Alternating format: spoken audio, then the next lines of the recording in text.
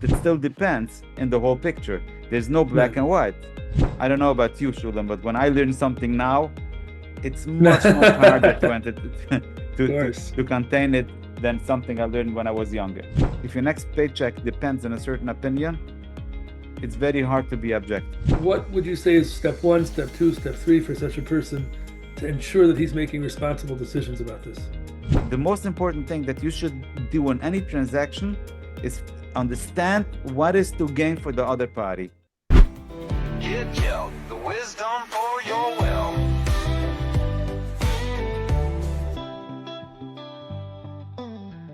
Hello, Reb Shulam. Welcome to another week. Ah, Good to see you Reb again. Chaim, it's good to be back. How are you, Reb Chaim? Baruch Hashem, amazing. I want to discuss a question that came in. It's probably I'm gonna have more what to say on it than you, but because it's my area of expertise. Right. But I would love to discuss it, and I don't know how much you know about it and how familiar you are with the topic, but at least you're going to be able to ask me the right questions. Right. And the question is, can you talk about whole life insurance? Does it make sense? Does it not make sense? And how do I take out money from a whole life insurance policy? That's the question. Okay. So the way I understand the question is that this person that asked the question was either approached by somebody selling life insurance that he should buy a whole life insurance policy, or he already has a whole life insurance policy and he wants to know if he should continue it, if he has the right product, something like that. That's the way I understand it, and it's two completely different scenarios. Meaning, Right. if I would have been approached with such a question, with such a such a situation, I would want to know first, where are you standing with this currently? Because if you are standing before buying or before by somebody just proposing it, I have a different answer and I have a different way to look at it than if you already have one. Okay. And one of the things that bothers me a lot when I listen to some so-called gurus in the finance industry, they approach a lot of the financial topics with very black and white glasses, meaning Right. it's good or bad. And we know, usually somebody sends a question, they hate for me to tell you depends. Yeah, that's the lawyer answer. They don't want me to say it depends, but it depends. It depends on a lot of factors. Most of the things that you're gonna ask the answer will be it depends. It's a good, it's a good topic to discuss, and maybe you can gain a lot of knowledge, and then be able to apply some of the knowledge in your own situation. But it still depends in the whole picture. There's no black Right. and white. And I Right. think that's true with everything in life, not only with, life insurance, not only with finance. Usually the people who have a black or white approach, it's very, very hard. Most of the times they are wrong. It usually depends on a lot of other factors. Right. That makes sense.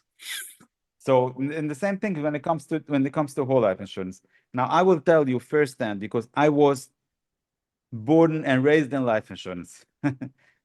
My father was a life insurance agent for many years since I was a young child. I remember my father just, as a business, for his panusa. I remember him being in the life insurance business. And then Hmm. I joined the life insurance business when I was 18 and a half years old. I started by working for my father for a few months, and then I went out on my own. And I was in the life insurance business for 20 years, for more than 20 plus years. Right. And life insurance is not only something that I have experience because I was there for 20 plus years, it's also my gesa de yankasa. It's something that I learned when I was young. I don't know about you, Shulam, but when I learn something now, it's much, much harder to Of enter to, to, course. to contain it than something I learned when I was younger. Sure. And it's very, very I can say sad from one part, but Baruch Hashem, I'm here now. And I can say that I want to say it in a way that, I don't want to say it in a black or white way. I want to say it in a way that people should understand that there's a lot of factors involved. But what I will tell you is that, you know the saying, when the only solution you have is a hammer, every problem looks like a nail. Yeah, right. And I also heard once, when your next paycheck depends on a certain mindset or on a certain opinion, I think the word is, if your next paycheck depends on a certain opinion, it's very hard to be objective. Of course, right. And what I see a lot of times happen to me, okay, I will talk about myself.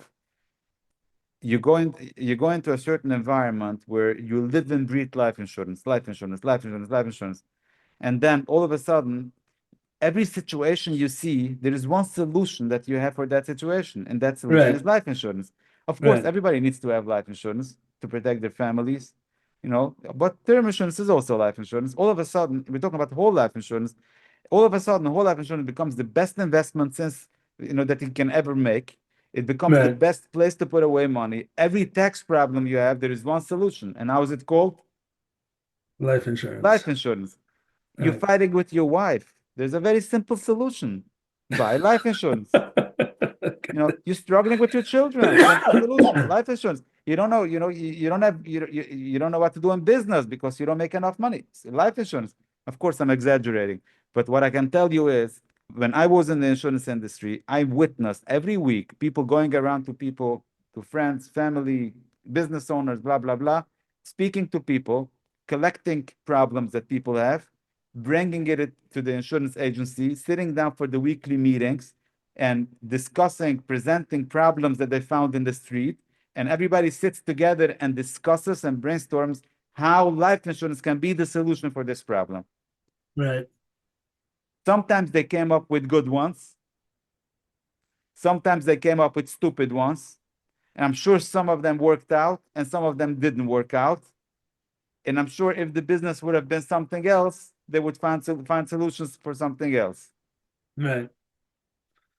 So that's just an Understood. introduction. Okay. That doesn't say life insurance is good or bad. It Right. just it just tells you the way that some people in the life insurance business are wired. Right. Why do I Understood. say that? Because it's very important if you are dealing with somebody that has a certain interest, that has a certain agenda, has a certain bias, it's very important for you to understand that in order for you to be objective. Don't just Mhm. fall for it. Understand with whom you're speaking. Could be Right. the nicest guy, the most honest guy, the most amazing guy, but just understand what you're dealing with because you have to protect yourself. And if you don't know whom you're dealing with, if you don't know their agenda and their biases, it's very, very difficult for you to do the right thing. Right. Point taken. Okay. And it's probably the case with every industry that's trying to sell you something. Of course, and I'm not saying it's a bad thing. I'm just saying that people fall very easily for he said that and he's a good guy and a nice guy. He could be the nicest guy, but everybody has the Torah says that "Shoichat ya'aver einach chachumim." Right. The eyes of wise people are blinded with shoichat, with when they have a Right. bias. It's the same. What should we say about simple people? And I talk in my book about that. The most important thing that you should do on any transaction is understand what is to gain for the other party. Help Right. him gain. That's no problem. You should gain, but you should know what is for him to gain in order for Right. you to be able to represent yourself and fight for So you can yourself. be, yeah, so you can be objective. That's a fantastic point. Okay. Okay. Very good. So now, whole life insurance is presented by the insurance industry as a financial vehicle to save money. Now, I'm saying it in a very blank way, but it's not blank. Some insurance company will push it more, some will push it less. Some agents will push it more, some agents or brokers will push it less. That narrative.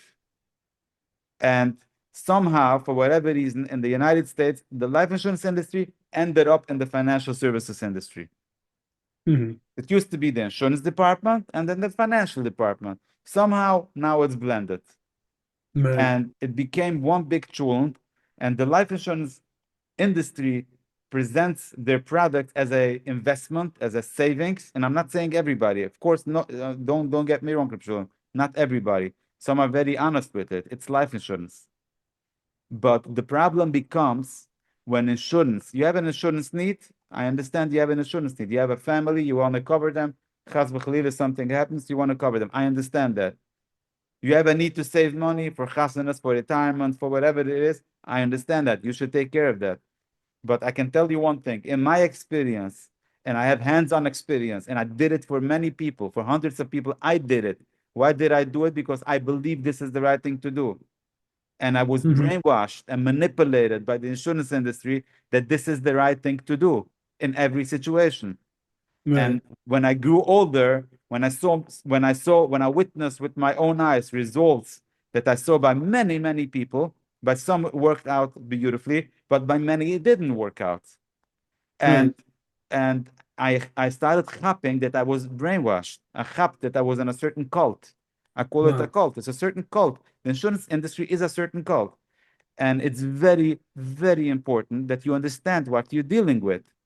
And I can tell you that if you're going to approach the life insurance decision in a way that you're going to make the decision of insurance and your savings or your investment together, you're going to end up losing most of the time.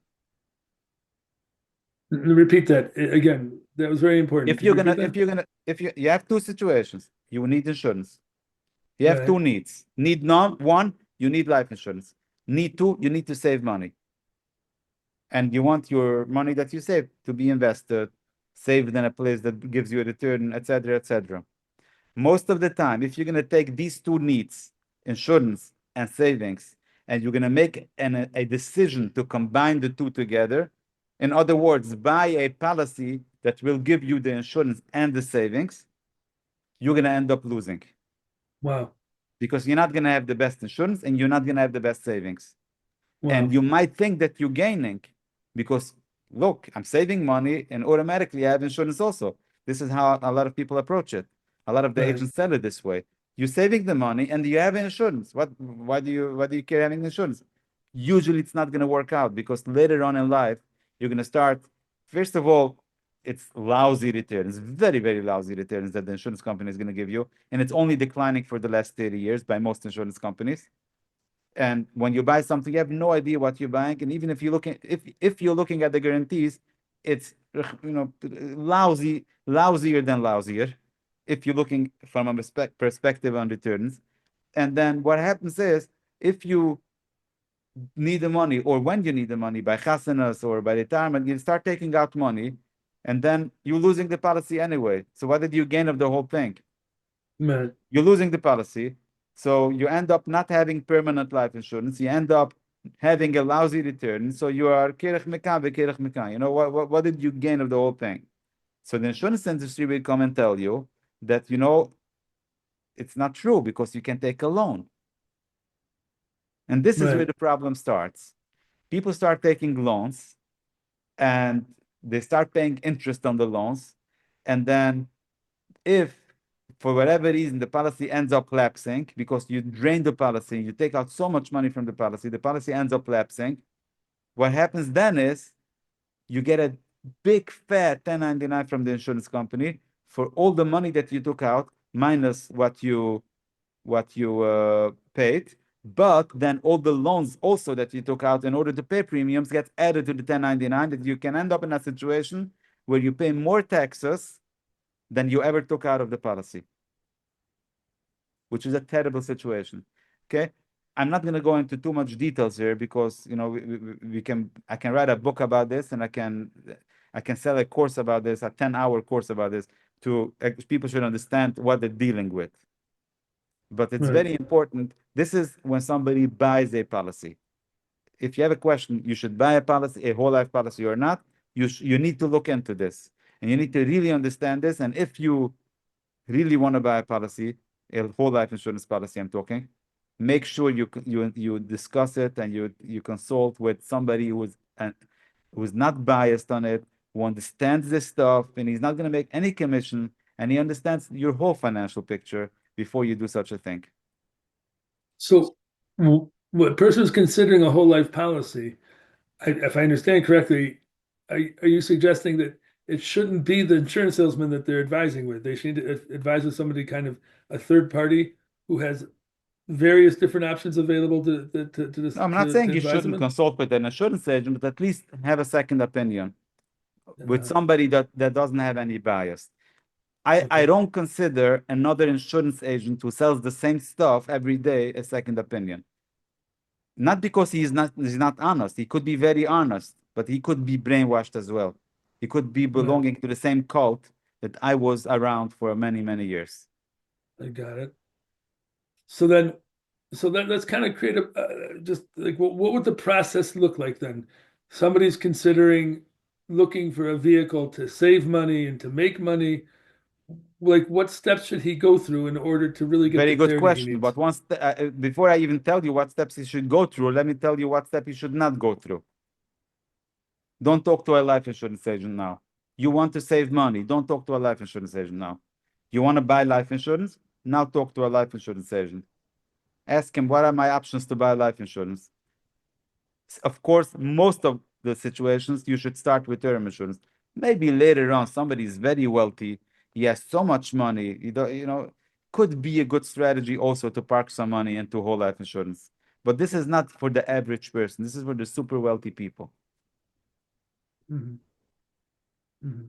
And this is when you want to start before you buying. Now, a lot of people come to me, they already bought a policy, a life insurance, a whole life insurance policy. In such a situation, it's different. Why? Because most of the cost in a life insurance policy, again, when I say life insurance, I mean whole life. Most of the cost is in the early years. So you're talking about a person that already saved money, already put in money into a whole life insurance policy. So he already paid the big cost. Let's put it this way. He paid a big cost to do that. And now you tell him drop it. It's going to be a big cost for him. Now you might say, okay, but at least you stop the bleeding.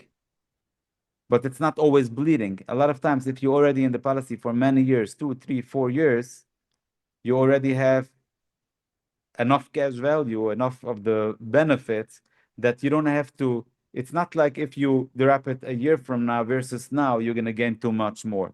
So you have more leeway. You can go with it and make a decision later on. Okay. But what I would say is, if you see yourself, even if you have a policy, but you see yourself in a situation that you can't pay premiums, so the premiums are going to be loaned, you need the money, the cash value, for whatever reason, for chasanas or for whatever reason, and you don't plan to pay it back, you don't see any way that you can pay it back. That means you're going to start paying loan interest, and it's going to end up being a big mess. And after that, after it's going to be a big mess, an even bigger mess than now, then you're going to lapse the policy, and then you're going to get a huge 1099.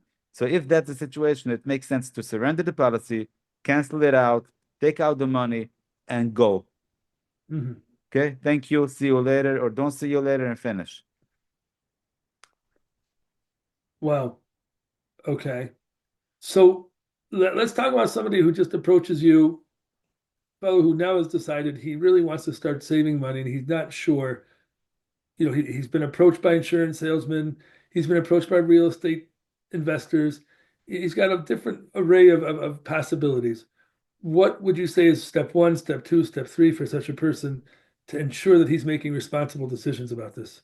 Very simple, okay? I'm glad that you're bringing it up. Very simple.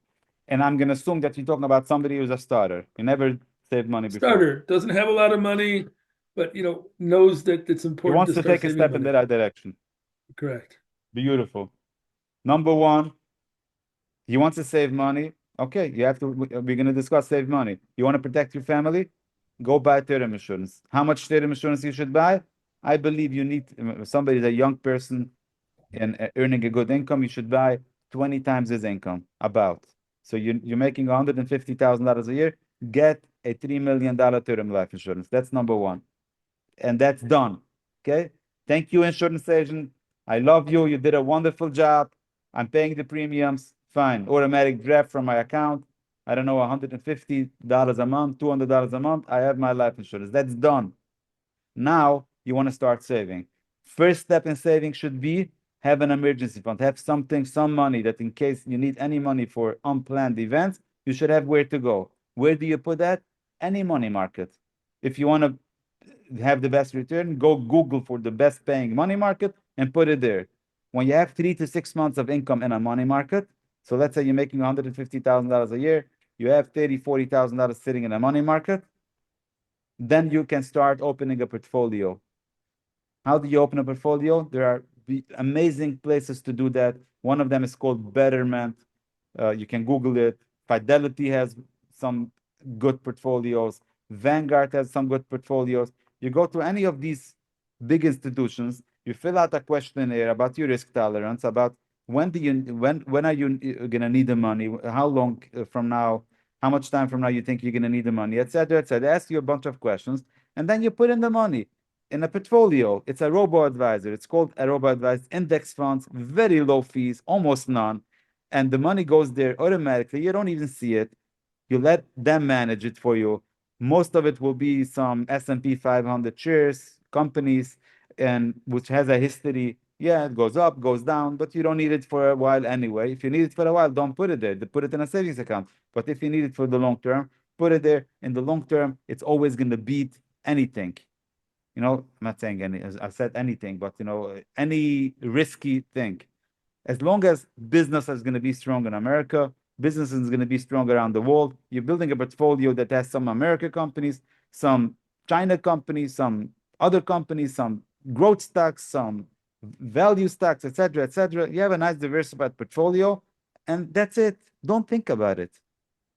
If you see it goes down, what should you do if you see it goes down? Should you take out your money or should you put in more? Right. Usually, if you're going to put it, that's what happened the last 70, 80 years. When it went down, if you put in more, about COVID, people were panicking. Whoa, the stock market crashed. The smart people went and loved it, and they put in a lot of money in the stock market then. Right. So that's step two. That's step two. Warren Buffett says, the stock market is the only place where I see people buy high and sell low. Right. Usually you hear that there's a sale in your favorite retail store, you go and you buy more. And when it's expensive, you sell. Okay, that's step two. Anything missing so far? No, I think you've covered insurance, you've covered, savings. Step three, you want to get more sophisticated. You already have a portfolio in the stock market. You can invest something in real estate also. You can find a good syndication, a good portfolio, but make sure you understand what you're doing and you're dealing with people that you have good references on them. Good references doesn't mean that you spoke to somebody in the shul who doesn't know him. Good references mean that you spoke to somebody who invested with them for quite a while and they understand you understand what's going on. You show it to your attorney, you show the documentation, you know that you're dealing with legit people with a legit setup, and you know that they know what they're doing. Mhm. That's it. You want me to get more sophisticated? I don't know if we need more sophisticated at this stage. You tell me. Right. I used to talk more sophisticated stuff. On my Yiddish podcast, I'm up to, I think, 130 episodes. My most watched episodes are the simple episodes. I imagine they are because I And talk to the most people. I thought, what am I going to bring to the table? Some simple stuff. Everybody knows that. But somehow this is what people are looking for. You know why? Because people are not looking for information anymore. They're looking for action. Right. And if you talk about fancy stuff, it's gonna look very nice. I'm gonna be able to impress a lot of people, and we'll have people we're gonna think, wow, the Shulam and Chaim, they are wonderful. They know so many complicated stuff. Right. Nobody cares between you and me. What they do care is what's the bottom line? That's the What better. do I have from it? Right. What's in it for me? If it's simple, then you know what's in it for you. Right. Success. And I can tell you another thing, since we're talking about simplicity,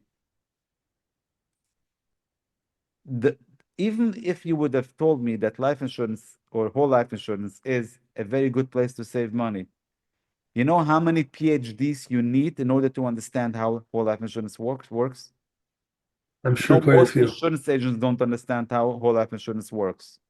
Most insurance agents don't understand that, Right. let alone the average person. And I very strongly recommend you to stay away from complicated stuff. Right. Not because it's good or not good, it's because it's not going to be good for you. Because if you don't understand it completely, it's not going to be good for you in the long term. The Right. slightest situation that arrives, you're not going to know how to deal with it. Right. Which I think is the sight in life in general. It's generally the straightforward path is the right path. Absolutely. Wow, Shulam, you that's did an fantastic. amazing job listening. Wow. Yeah, I can be a good listener. I don't always have to talk. Yeah. So in this episode, I used you more. I used you more as a sounding board. Now that you mention that, I am gonna speak for one moment, and that is how crucial it is to develop the skill of being a good listener. Part of being successful You is being sound able now to now you listen. sound like a rabbi. You have to be a good listener. Yeah. Okay. We'll finish it with Shkayach, this. gewaldig. Okay, Okay. Thank fantastic. you, Reb Shulam. Hatzlocha Rabba. Shkayach Chaim. Get Joe the wisdom for